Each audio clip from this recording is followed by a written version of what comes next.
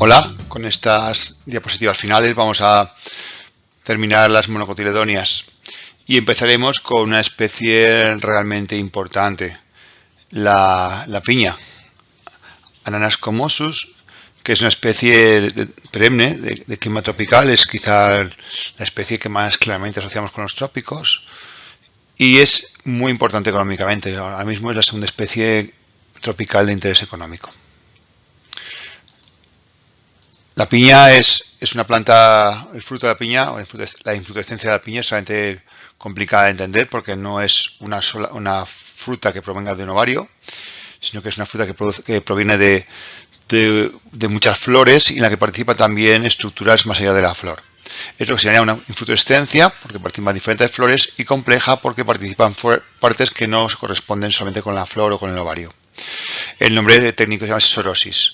¿Cómo lo entendemos? En la piña, cada uno de los escudetes externos que vemos se correspondería con una flor. Y en ella teníamos las partes de los sépalos, la parte final de los sépalos, y en las hojitas que serían las brácteas que protegen a la flor, la base de la flor.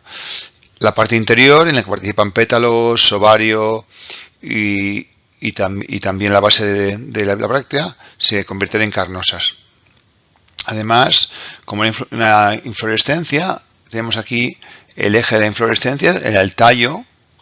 Aquí tenemos la base, que es el lugar donde esa inflorescencia se unía al tallo de la planta.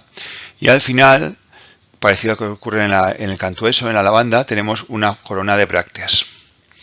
Así podemos entender un poco la piña.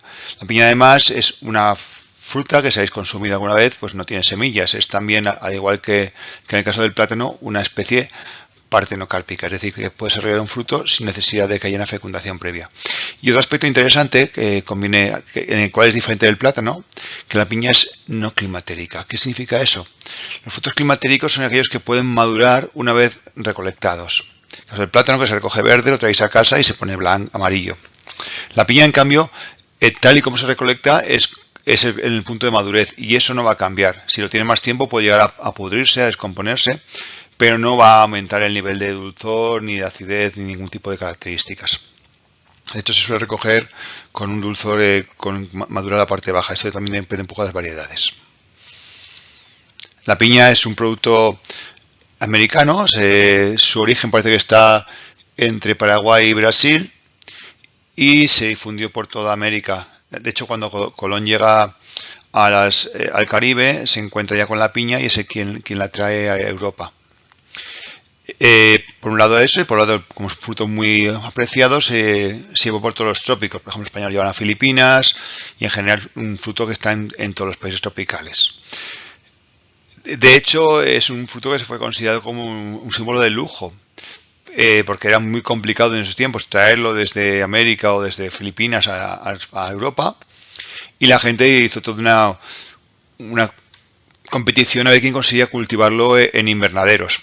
Y cuando tenían alguna piña se ponía en todas las fiestas, pero no se consumía, sino que se ponía en las fiestas como símbolo y luego cuando se pudría se tiraba. Es, por tanto, como hemos dicho, una planta típica de climas cálidos.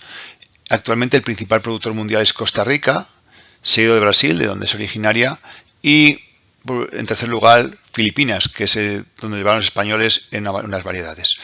En Canarias también se puede cultivar, es una especie que hay sobre todo en la isla del Hierro, pero con muy poquita cantidad. Esto es un cultivo de piña. Sabes que la piña, cuando lo ves la planta, sorprende porque es una planta relativamente baja, que tiene al final la inflorescencia, que va a producir la inflorescencia y al final ese penacho de brácteas.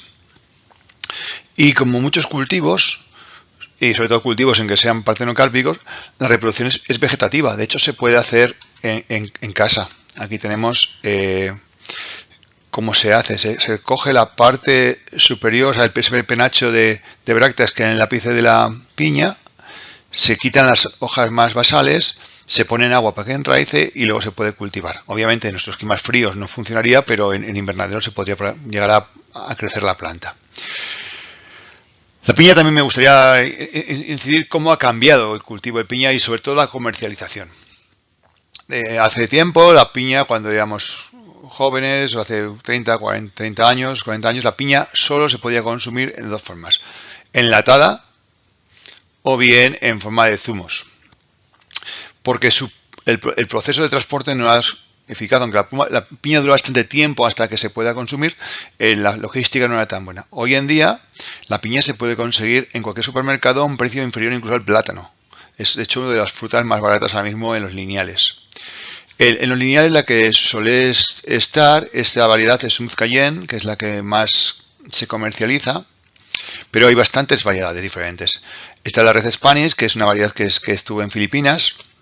Y esta es la Kono, una variedad mucho más dulce que se cultiva, por ejemplo, en Hawái. La Red Spanish es interesante porque en Filipinas el consumo de piña no solo para alimentarse, sino que además había toda una industria asociada a la fibra de la piña, ya que las hojas de la piña se pueden recolectar y se puede extraer su fibra y con eso puede hacer textiles, incluido hasta ropa. Vamos a seguir viendo un poquito las cosas que hay. Vamos a ver un grupo de especias de una familia que se llama Zingiberaceae, una familia tropical, que está sobre todo en Asia, las especies de interés, y que quizá el elemento más conspicuo es el jengibre. El jengibre, que es un producto que en España nunca se ha consumido mucho. En España, en general, en el tema de especias, tenemos una cultura muy poco diversa. Tenemos muchas hierbas, muchos condimentos, pero pocas especias.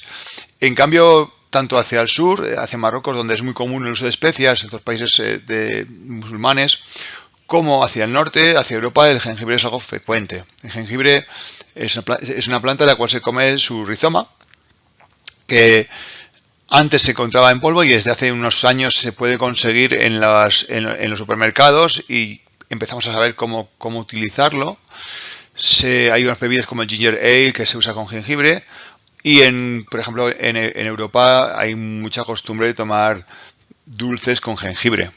Incluso si miráis aquí el dibujito esta galleta que está aquí dibujada es la galleta de jengibre que sale en Shrek, que es un dulce típico. El jengibre tiene un sabor ligeramente picante, no es picante como la guindilla, pero tiene un picor importante.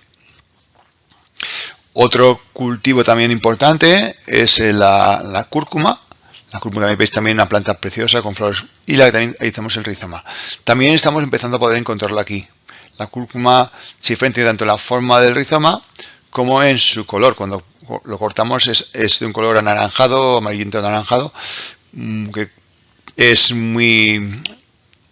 mancha muchísimo y se puede comer fresco o bien en polvo. De hecho,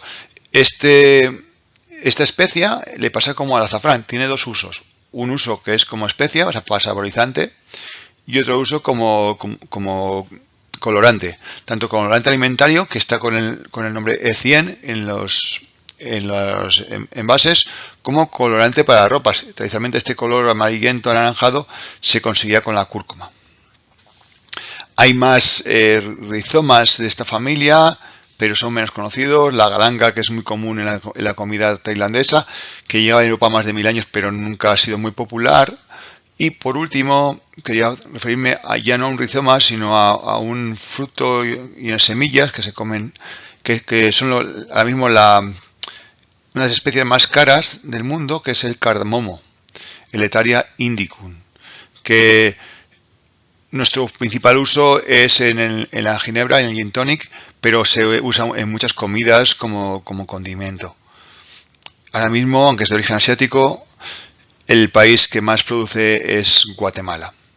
Existe otra especie que también se llama cardamomo negro, Amomum subulatum, que tiene un sabor ligeramente diferente, pero que a veces se utiliza como sucedáneo porque tiene menor precio.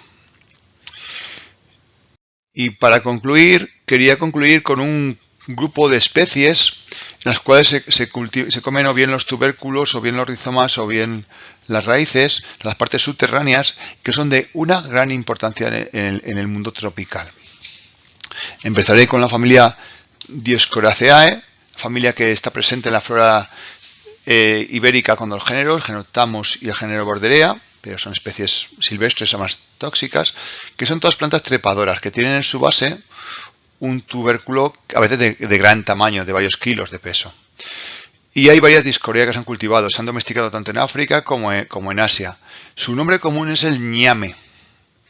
Y aunque para nosotros es algo totalmente exótico, porque no, digamos que no se ve ni siquiera en los supermercados, hay en el mundo 37 millones de hectáreas cultivadas y de 10 a 30 que producen de 10 a 30 toneladas por hectárea. Es un producto extremadamente importante en la dieta de muchos países, especialmente en el Golfo de Guinea, en el país de Nigeria, donde es digamos, la comida base.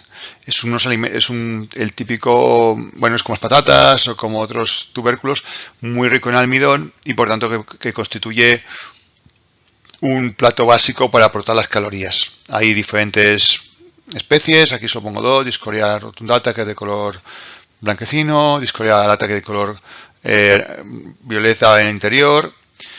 Y en general no todas son tóxicas, pero hay algunas especies que son tóxicas cuando crudas, por lo cual hay que cocerlas. Voy a poner aquí, aunque insisto, aunque es importante indicar que no es una monocotiledonia, es una dicotiledonia, una especie que se puede confundir y que sí podemos encontrar en nuestros lineales. Es una especie de Forbiaceae. Forbiaceae es una familia que se caracteriza por ser extremadamente tóxicas, a veces incluso el contacto con su látex es tóxico. Y esta especie es una raíz que es muy importante. Esta especie es de origen americano, es la yuca o la mandioca, es Maniote esculenta, que es también muy importante originalmente en las zonas tropicales de América y de América del Sur, donde apareció, pero actualmente en todo el mundo. Es un alimento básico. Pero es muy, muy tóxica. Hay que cocerla con mucho cuidado, hay que cocerla bien, hay que hervirla para romper con el calor las toxinas y poderla consumir. Ahora lo vemos en los supermercados desde hace unos años, pues porque es un producto que las poblaciones de Sudamérica consumen y compran, y también las poblaciones subsaharianas lo toman como alimento base. Cocido no tiene gran sabor, es el típico alimento que aporta el sabor cuando añadimos más salsas o sí, porque es una cosa así básicamente almidón. Y tenemos también en nuestra dieta un producto tradicional que sí se usa con mandioca, que es la tapioca. La tapioca, que no sé si ahora se vende mucho, pero en mi infancia era común que las madres lo utilizasen en las sopas para espesar. Eso es espesante, básicamente es almidón que añades y se espesa. Y para quizá cerrar la trilogía de órganos subterráneos de interés para la alimentación, quiero mencionar una especie que es el taro, que es Colocosia esculenta. Es una especie que se puede encontrar, no es raro encontrarla como especie ornamental en el interior de algunas casas. Yo, por ejemplo, conozco un sitio donde está plantada y es una planta muy grande, con hojas de 1 a 2 metros. Esta planta es también de Nueva Guinea, recordad todos a los papúes, con la caña de azúcar, el plátano y el taro. Estas tres plantas constituían la base de su dieta. Es un tubérculo que también hay que cocer muy bien porque es tóxico crudo, y en el caso del taro también las hojas se pueden consumir, pero también sometidas a un procedimiento de calor para eliminar sus toxinas.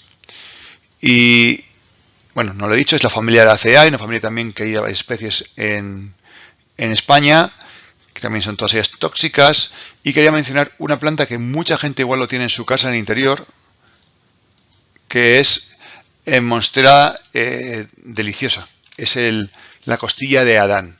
Monstera deliciosa es una planta que tenemos en el interior de casa. Es como estos aráceas, estos son plantas de interior de bosques tropicales que toleran muy bien pues la sombra, y que cuando tiene condiciones adecuadas de temperatura, cuando tiene suficiente calor, produce su fruto, una infructuescencia también, que se llama en España, tiene nombres, el bananá se dice en Portugal, en Madeira donde se cultiva también, y que tiene en su interior una especie en cada flor, una especie de estructura de color dulzón, en sabor entre piña y plátano. Por eso viene el nombre de deliciosa, porque aunque en nuestras casas nunca va a producir flores y probablemente no va a fructificar, en ambientes tropicales es un alimento. No es un alimento tan importante como ninguno de los otros tres, pero sí que es un alimento que podéis encontrar si viajáis. I have an apple, apple pen. I have a pen. I have pineapple, pineapple pen. Apple Pear, pineapple, apple pear.